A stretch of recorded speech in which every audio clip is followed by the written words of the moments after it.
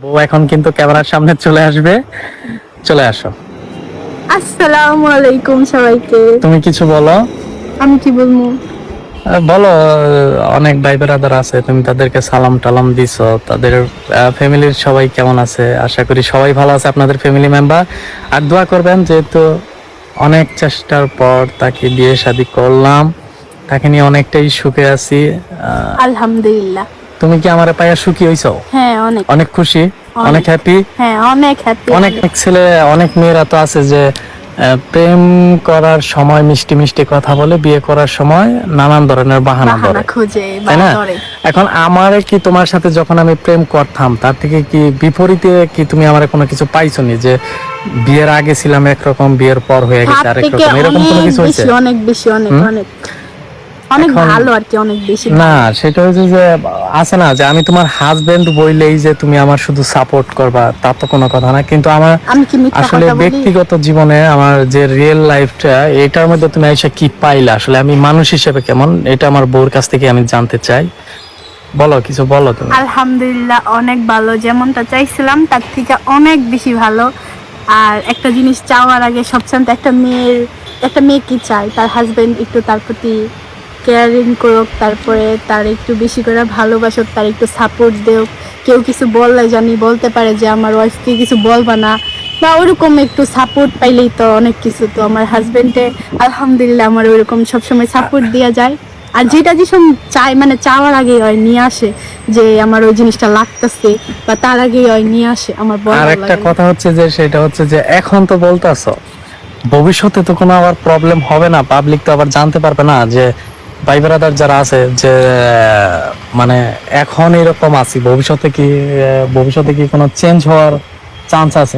না, কোনো পরিবর্তন হইবে না তো? না না। এই যে তুমি যদি ঠিক থাকো, এই যে তোমার হাতটা ধরলাম সারা জীবনের জন্য, সবাইকে বলতেছি গাইস, এই যে সবার সামনে আমি হাত ধরলাম, জানি কখনো আমাদের হাত আলাদা না হয়। সবাই আমাদের জন্য দোয়া করবেন, আমাদের পাশে থাকবেন সব সময়। সবাই আমাদের জন্য দোয়া করবে। তুমিও কও যে তুমিও আচ্ছা, আমি তো তোমার হাত ধরলাম, ওই তোমার হাত ধরছি বলেই তো এই যে তোমার জন্য এত আয়োজন করে তোমার বিয়ে শাদী করে নিয়ে আসলাম, তাই না? তাইলে যদি তোমার হাতই যদি ছাড়ার ইচ্ছা থাকতো, তাহলে কি কখনো এত আয়োজন করতাম? আর টাঙ্গাইলের ভিতরে তো অনেক সবাই যদি মানে আমাদের ওইরকম ভাবে সাপোর্ট করে বা আমাদের ভালোবাসা থাকে, আমাদের ভালোবাসে, তাহলে আমরা অনেক ভালো ভালো ভিডিও দেওয়ার চেষ্টা করব। আর আমাদের নিয়ে যদি খারাপ সমালোচনা করেন, তাহলে ওইটা হচ্ছে আপনাদের ব্যক্তিগত ব্যাপার, যে আপনারা আমাদের নিয়ে খারাপ সমালোচনা করবেন, তার ক্ষেত্রে আমরা ভিডিও ছাড়া দিব, ওইরকম কিছুই না। কিন্তু ওই যে মানে যার যেরকম, সবাইকে আসলে ভালো চোখে দেখতে হবে।